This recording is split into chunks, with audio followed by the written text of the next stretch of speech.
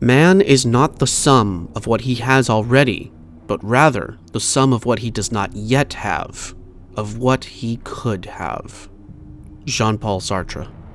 In 1992, the genre of first-person shooters was born. While many can and should rightfully argue that the genre was truly born in 1993, it was 1992 that saw the emergence of the grandfather of boomer shooters, Wolfenstein 3D. Primitive by today's standards, more arcade shooter than what the genre would come to embody, Wolfenstein put the framework in place for another game to fill that foundation and establish what would become a thoughtful, thought-provoking, thinking man's shooter. It's difficult to imagine what today's gaming landscape would look like without this deadly masterpiece's legacy to guide us. When we think about how certain games shape our tastes and even an entire media, we don't often consider the size and scope of said impact because we're so much more focused on the game, how it plays, how it feels, and the nostalgia we experience looking back on it. Well kids, today we're going to pull back the curtain a little bit and really stare unblinking into the sun, and accept how just one game, a game that could have only been made at the time it was made, changed the course of first-person shooters. And that game is Game of the Year 420 Blaze It. Created by Andy Sum for the 7DFPS Game Jam, the full title of the game is Game of the Year 420 Blaze It versus XXX Illuminati XXX bracket WoW out of 10 hashtag Wrecked Edition montage parody the game, which for the purposes of this video we'll just refer to it as GOAT 420, and it released in 2014 on PC. Despite landing firmly in the genre of parody, as GOAT 420 relentlessly parodizes and exaggerates specific aspects of memes and attitudes of first-person shooter gamers of the early 2010s, GOAT 420 does not rest on its laurels by simply sticking that landing. It is also a very clever satire that criticizes the state of shooters in the present by considering the genre's past while also looking forward to the genre's future. And while by today's standards this is a cheap asset flip with overloud dubstep and slow motion explosions, there's so much more hidden deep between the layers that without proper context, this game is merely Sturm und Drang. Opening the game, we are cast in the role of the unnamed player character, receiving a mission briefing from a character named Swagdamite, which is a Pokemon parody renamed as such to highlight and enhance the gaming attitude of the time being focused on having swag, which is a specific aura of dopeness about oneself. Swagdamite informs us that we need to infiltrate the home base of the Illuminati, the all-knowing secret society that controls all the world's governments in secret, represented by the all-seeing eye over a pyramid as seen on the dollar bill, as an agent of MLG. Now, MLG stands for Major League Gaming, something that was established in the early 2000s as esports were in their infancy. But as time passed and memes grew in popularity over the decade, MLG came to be less associated with actual professional gaming and more closely associated with a series of memes, parodies, and shitposting. MLG Mindset is an incredibly unique subsection of the internet that focuses explicitly on the memes, jokes, and lack of seriousness in talking about being cool or having swag. Themes such as YOLO, or You Only Live Once, embodied the brazen spirit of MLG memery, along with a heavy dose of edgelord edginess. It should also be noted here that Swagdamite endorses and encourages the player to consume Mountain Dew and Doritos along their journey to defeat the Illuminati. Mountain Dew and Doritos have a close affiliation with modern corporate gaming, striking deals with games such as Call of Duty and Halo for cross-promotional purposes. Purchasing said products can provide gamers with bonus experience points for the specific game that they are purchasing said product for. Consuming Mountain Dew and Doritos during the course of the game will refill your health, but consequently as you progress, a meter at the top right corner reminds you that you are slowly craving more and more of these products. This is a very important detail. Now the game progresses exactly how you think it will, and yet not. You'd be forgiven for watching this footage and presuming that it's a standard run-and-gun, mindless shooter with little strategy or thought put into it, and you'd be also so very fucking wrong. Not unlike Doom Eternal with its copious amount of player choice and creativity in how to approach combat, GOAT 420 has a surprisingly deep control scheme that Andy Sum clearly put thought and effort into ahead of time. Q and E allow the player to lean, making shooting around corners possible. Right mouse switches to aim down sights for better accuracy. You can also holster your weapon for the times when you're not in combat, and can even drop weapons outright if you don't care to carry them all, which you'll never need to do, as GOAT 420 ignores the carry limits of titles such as Halo and COD and instead leans into the boomer shooter mindset of carry all the weapons with you all the time. And the weapons are hyper effective, from the pistol to the M16 to the golden AK-47, a reference to having a gold skin for your weapon in multiplayer signifying excellence in kills and skill, to a golden sniper rifle which releases a mini explosion with each bullet. No first-person shooter has ever seen an arsenal that is both realistic and over the top. With punchy, deep sound effects that echo and explode in the player's ears, these guns games not only kill effectively, but they sound effective, look effective, and are effective. Now, what aids player choice during combat is the fact that aiming down sights does not, in fact, increase accuracy in the slightest. After all, one of the tenets of MLG mindset is the eternally sought-after no-scope kills with sniper rifles, in which a skilled player can get a kill with a sniper rifle without aiming through the scope, something that is very difficult to do, earning the coveted cry of no-scope. So in short, a gamer who prefers careful, aim-down sights gameplay, in which they carefully and concisely accrue every kill through Call of Duty gameplay, can and should do so. However, those who prefer a more run and gun, spray and pray, boomer shooter experience can and will be able to speed through this game guns ablaze like in the days of old. And to this extent, players can also choose how deliberately they can proceed through the game. While room after room of enemy combatants await us no matter what, we have the option of carefully proceeding through each area, carefully clearing the building, or we can run through, mowing down whoever we can along the way, or we can even speed run through the game, ignoring enemies outright, closing doors behind us so they can't pursue, and zoom all the way to the final boss. You can spend 15 minutes playing this game, or you can beat it in less than 3. And here we first start to see Andy Sum's brilliance, capturing both the control scheme and gameplay of current-gen FPS titles, while still having the option for the enriched sensation of fast-paced Doom-esque mayhem. Of course, this does not come without certain consequences. For example, as part of the parody and satire aspects of the game, reloading is a slow, time-consuming chore no matter what playstyle you prefer to have, emulating what a realistic reload would look like in real life. Rather than eschew the power fantasy of the lone wolf soldier dropping empty clips and slamming a new one home on the fly, it's here that Andy Sum provides a gentle reminder that so-called realistic shooters aren't, in fact, as realistic as they claim to be, because if they were, their reload speeds would be much closer to what we get here in GOAT 420, reminding us even further that realistic does not equate to better. Now, you've obviously seen all the memes covering the screen at any given time here. You kids no doubt recognize some of them, and no doubt have no idea what others are. There are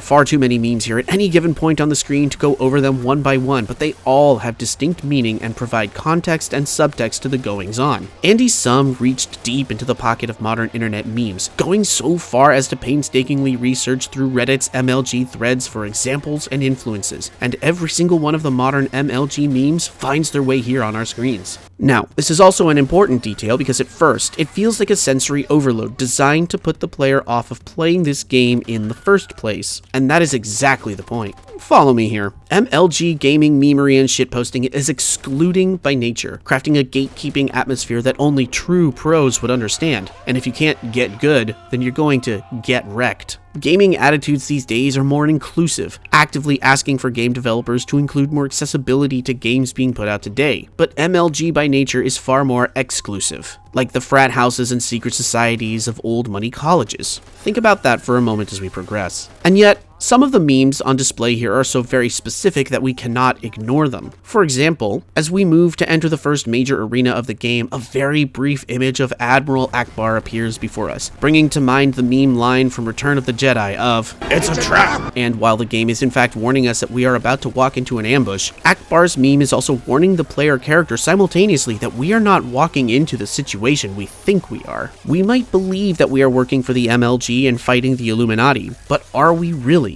Consider the sensory overload of the dubstep during each encounter. Consider the sensory overload of the memes when we explode a large Mountain Dew canister, sending combat into slow motion and covering the entire screen in memes. It's almost as though the game is working against us even as we are working with it, obscuring our vision and our senses. Are we chasing down the Illuminati? Are we fighting them? Or are we in fact fighting the MLG as it actively works to hamper our screens and senses in combat? You can see it in the text on the screen as the game actively yells at the player, the same way angry online players shout slurs and obscenities at each other when someone is just a better deathmatch player than they are. As we succeed in our mission, the game as we perceive it repeatedly verbally assaults us as though it can't believe that we are actually completing this mission based on our own sheer skill. And so a plethora of memes and outcries are fired at us just the same as bullets are. Hammering home this point is the end boss, represented by Shrek in his swamp. Armed with a sniper rifle, and damn effective at that, we are tasked with killing Shrek in in cold blood in order to end the Illuminati threat once and for all. And yet, once we kill Shrek, it's revealed that it wasn't really the Jolly Green Ogre at all. It was Spoderman, a very specific meme, which is a crudely drawn version of Spider-Man, a character who is always in the wrong place at the wrong time. Spoderman has been placed into the body of a mecha Shrek against his will, a reversal of the Shrek is love, Shrek is life meme, which...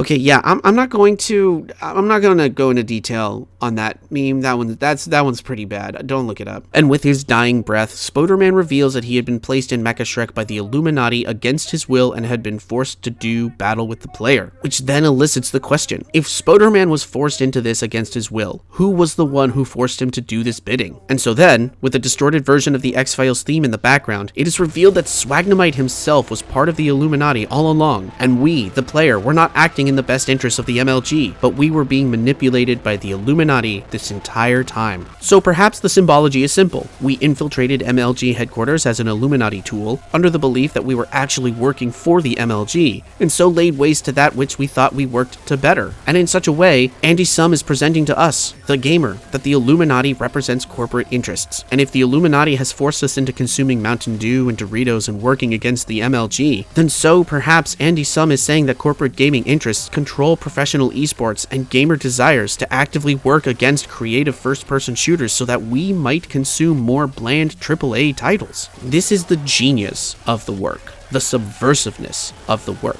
Here we have a game that, dressed up and disguised as a meme-filled parody of AAA COD video gaming, is actually a satire in which Andy Sum postulates that the annual corporate shooters are actually dumbing us down rather than enriching our gaming lives. And it's not without merit or creative beauty either. Look here at the second major arena of the game. After we pick up the shotgun in the hallway and step into the next room, which immediately explodes in slow-motion anarchy, the resulting imagery is just as beautiful and inescapably iconic as the lobby shootout scene in The Matrix. A ballet of death and destruction which the gamer is swept up in magnificently. There are few boomer shooters which can match this level of chaos and destruction. There are few AAA shooters which can match set pieces of this magnitude and intimacy. Goat 420 openly mocks gamers who chase after golden gun skins and down rails aiming, while simultaneously embracing the same mechanics it mocks in order to craft a gaming experience unlike any other. And in opening up the game to player choice as to how to experience the game and the action, Goat 420 truly does earn the title of Game of the Year, maybe even the decade. While mocking the state of current-gen shooters, Andy Sum presents a look forward at what the genre can produce, a distancing from static cinematic set pieces and stale rail shooter gameplay. True madness-inducing gameplay like this wouldn't take hold in the gaming community for another 2 years with the release of Doom 2016, which, ironically enough, helped to shepherd the genre away from limited carry amounts and slow, methodical single-player campaigns. Without Andy Sum's Game of the Year 420 Blaze It, we wouldn't have Doom 2016. We wouldn't have Doom Eternal. We wouldn't have Dusk. We wouldn't have the resurgence of indie FPS games. We wouldn't have the resurgence of AAA boomer shooters. Back in 2014, the annual Call of Duty and the Halo games were still in full effect, sought after as the pinnacle of online gaming and truly skillful gaming. The toxic online atmosphere of gamers shouting slurs and threats at each other was at its most rampant. But Andy Sum forced us all to take a good hard look at what we were playing by asking us to play how we used to play and consider where we needed to take the genre into the future. And that, kids, is why Game of the Year 420 Blaze It is the most important shooter ever created. By looking back at the past and in examining the present, it provided a glimpse into the future and hope for a genre that had lost its way. Or maybe he was just really high.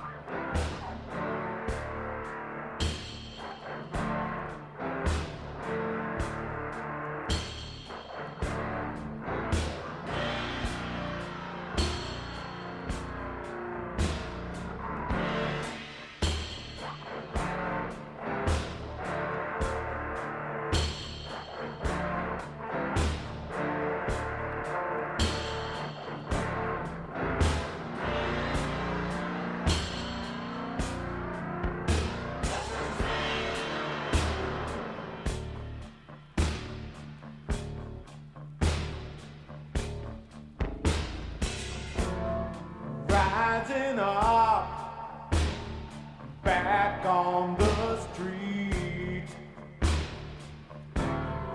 Did my time, took my chances. Went the distance, now I'm back on my feet. Just a man and his will to survive. So many times it happens too fast. You trade your passion for glory. Don't lose your grip on the dreams of the past. You must fight just to keep them alive. It's the eye of the tiger, it's the thrill of the fight, rising up to the challenge of our rival, and the last known survivor works hard into the night, and he's watching us all with the eye of the tiger.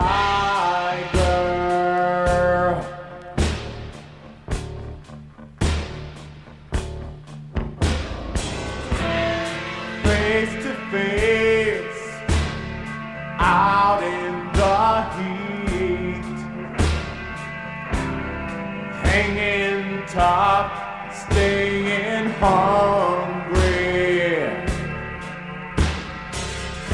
They stack the odds, still we take to the street for the kill with the skill to survive. It's the eye of the tiger, it's the thrill of the fight, rising up to the challenge of our rival, and the last known survivor works hard into the night, and he's watching us all with the eye of the tiger.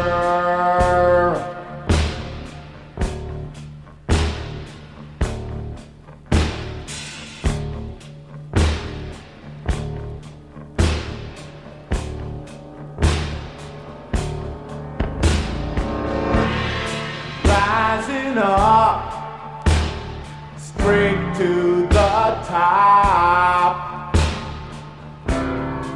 Had the guts, got the glory. Went the distance, now I'm not gonna stop. Just a man and his will to survive. It's the eye of the tiger.